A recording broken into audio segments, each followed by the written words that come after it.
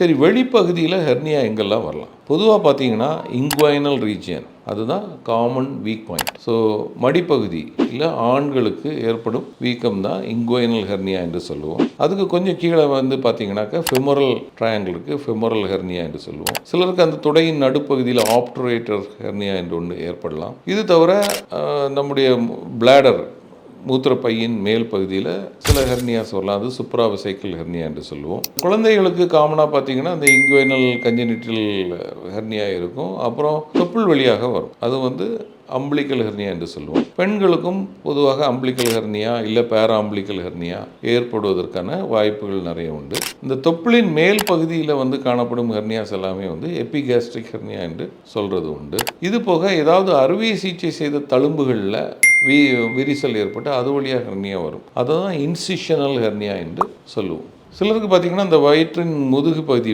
இடுப்பு பகுதியில் வீக்கம் ஏற்பட்டு ஹெர்னியாஸ் வரும். அதெல்லாம் lumbar type of hernia. So இப்படி வெரைட்டிஸ் ஆஃப் ஹெர்னியா இருக்குது. பட் என்ன ஹெர்னியா இருந்தாலும் அது வந்து தகுந்த நேரத்தில் நீங்கள் வந்து சிகிச்சையை எடுத்துக்கொள்கிறது தான் மிக மிக முக்கியமான ஒன்றாக இருக்கும்.